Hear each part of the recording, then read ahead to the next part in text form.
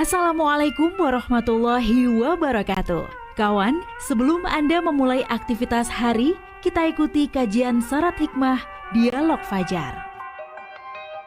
Assalamualaikum warahmatullahi wabarakatuh. Alhamdulillah pagi hari ini saya Fitriana Ayu, kawan, kembali bersama Anda di program Dialog Fajar. Apa kabar Anda, kawan? Semoga semuanya dalam keadaan sehat dan sudah bersyukur ya pagi hari ini diberi waktu oleh Allah Subhanahu wa Ta'ala untuk melanjutkan dan menuntaskan amanah yang saat ini diemban oleh masing-masing orang. Semoga dimampukan, dilancarkan semua urusan dan tentunya diberi kesehatan. Amin, amin ya robbal alamin. Ketika semuanya itu sudah dipenuhi begitu ya oleh Allah, tentunya melakukan apapun itu rasanya enteng gitu ya. Berbuat baik itu rasanya kayak nggak berat gitu. Seperti pagi hari ini bersama Ustadz Mim Saiful Hadi dari Pesantren Al-Quran Nurul Falah, Surabaya. Assalamualaikum Ustadz Mim. Waalaikumsalam warahmatullahi wabarakatuh. Alhamdulillah, kabarnya gimana Ustadz, sehat? Alhamdulillah sehat, semangat, bahagia, luar biasa. Alhamdulillah, Allah Maha Besar. Alhamdulillah. Kalau semuanya sudah bahagia, sudah sehat, itu rasanya mau ngapa-ngapain gitu kan enteng gitu ya Ustadz ya. Iya. Apalagi ya, betul, menimba ilmu untuk pagi hari ini. Dan kalau berbuat apapun, terutama kebaikan, ini nggak apa ya Ustadz ya, nggak haus akan pujian. Jangan sampai krisis validasi gitu ya Ustadz. Oh iya, nih, Tapi iya. anak sekarang ya. Nah ini loh Ustadz, kenapa ya Ustadz banyak orang itu mengalami krisis validasi? Apakah karena media sosial ini semakin beragam Ustadz? Atau karena manusianya yang memang butuh diakui? Monggo selengkapnya bersama Ustadz Mim Saiful Hadi. Baik, terima kasih Mbak Ayu, terima kasih kawan-kawan semuanya. Alhamdulillah, alhamdulillah, alhamdulillah. Allahumma salli wa sallim wa barik ala Sayyidina Muhammad Allahumma wa ala salli alihi wa sahbihi ajma'in, amma ba'du. Kawan-kawan sekalian yang dirahmati Allah, kalimat yang paling indah untuk membuka setiap pertemuan adalah ucapan Alhamdulillah. Alhamdulillah Sebagai wujud terima kasih kita, syukur kita kehadirat Allah atas limpahan, curahan, gerojokan nikmat kepada Masya Allah, kita. betul. Bukan hanya digerojok banyu atus pagi ini. Karena air juga bagian dari nikmat dari Iya, Allah. betul, Maka betul. dari itu, kawan-kawan mari jangan lupa, jangan malas, jangan enggan untuk terus membaca, mengucapkan dan Alhamdulillah. mengistiqomahkan Masya Allah. Alhamdulillah Amin, amin. bil lisan wa bil qalb. Masya Allah. Di ucapan maupun di dalam hati. Hati. Salawat dan salam tentu untuk junjungan kita, panutan kita Rasulullah Muhammad sallallahu alaihi wasallam. Allahumma sholli alaihi. Tidak habis-habis ya kita Betul, membicarakan Ustaz. beliau, semua tindak tanduknya, semua ajarannya, semua teladannya untuk kita selalu ingatkan, untuk selalu kita kita hidup-hidupkan ya. Ya.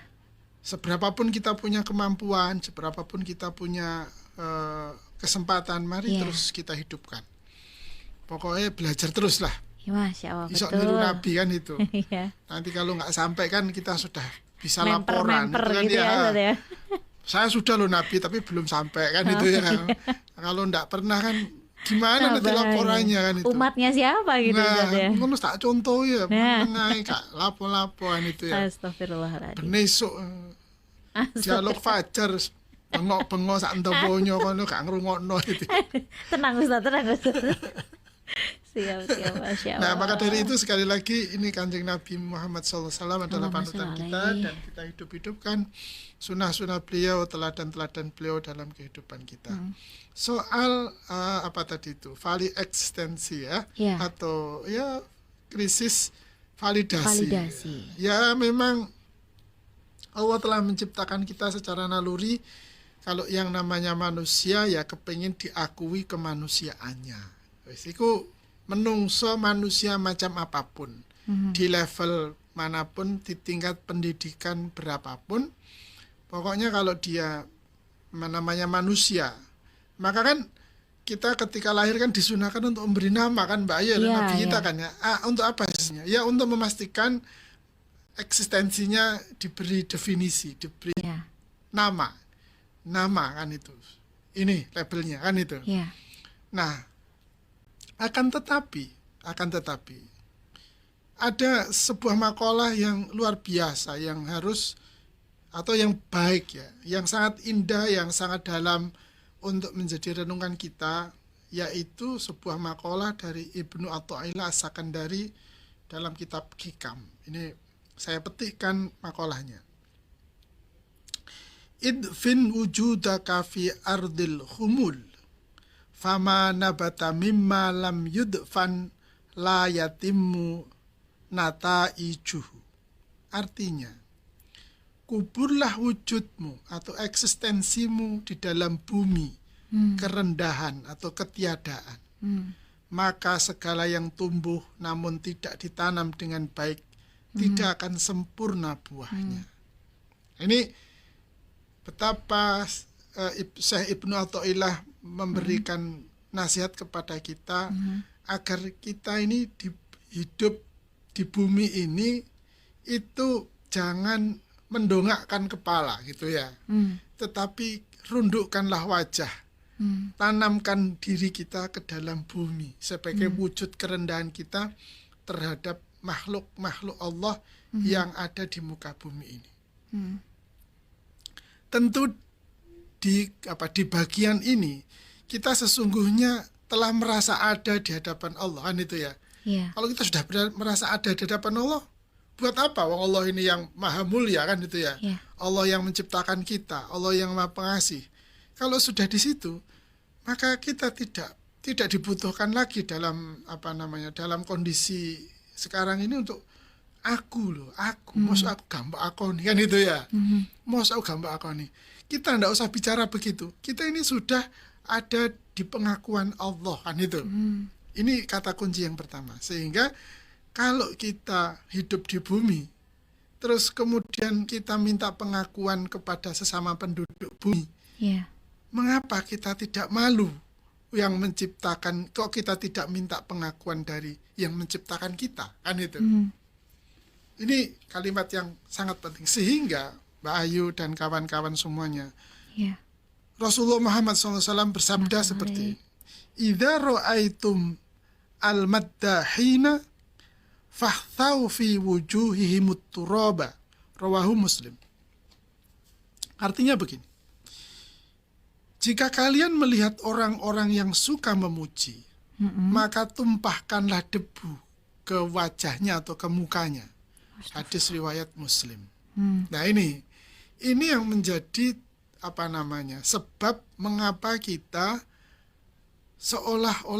mengapa kita merasa harus nek gak diakoni, nek gak disanjung, nek gak dipuji, terus awake dhewe bingung, stres, kan itu ya.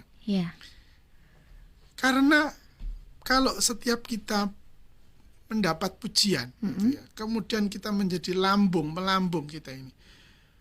Oleh karena itu, kalau ada orang memuji, maka bersegeralah bahwa kalimat itu membahayakan, gitu ya.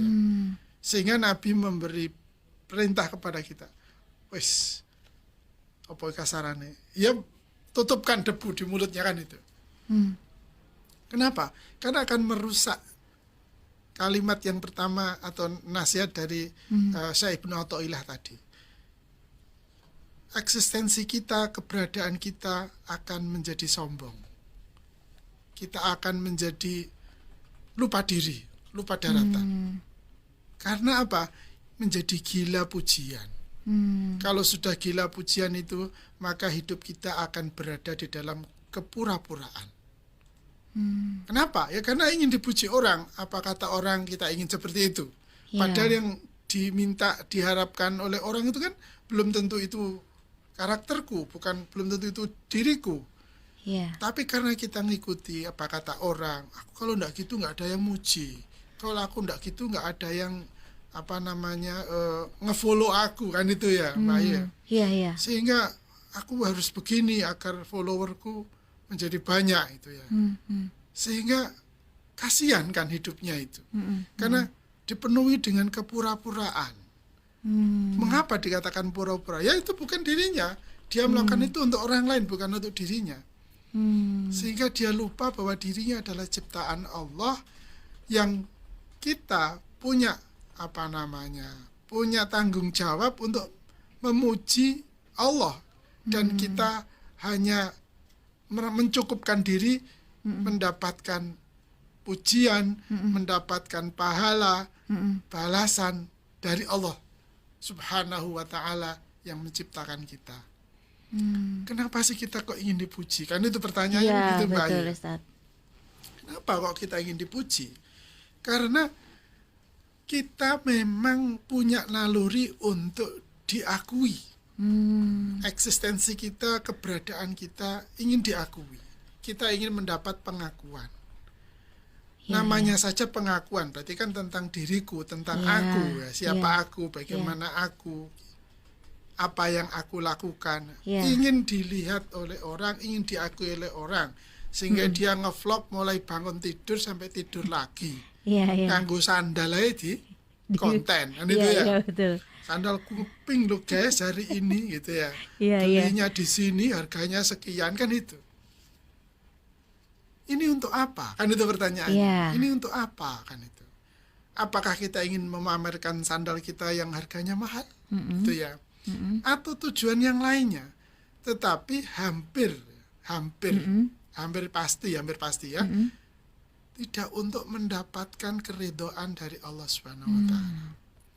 Lantas kalau kita mendapat pujian dari orang, kemudian kita tidak mendapatkan ridho dari Allah, sandal baru dipakai membuat kita terpleset misalnya. Terus buat apa sandal yang dilihat oleh ribuan follower itu? Manfaatnya untuk saya. Dan kemudian menjadi tertantang. Waduh, kalau aku ngonten sandali ternyata viewersnya jadi jutaan nih. Wah, berarti aku besok kudu nyari sandal lagi, kan itu ya. Itu biasanya kan jadi gitu ya. Biasanya jadi gitu. Nyari sandal kurang aja gitu. Iya, macam sandal. Kalau kemarin sandalnya pink misalnya gitu ya. Gambarnya gajah. Modelnya bentuk gajah. Wah, kalau hari ini modelnya apa yang warnanya yang lain lagi, bentuknya yang lain lagi, kan itu. Akhirnya menjadi begitu terus dia. Oh, ternyata viewersku untuk sandal sudah menurun, ganti yang lain lagi, kan gitu jadinya.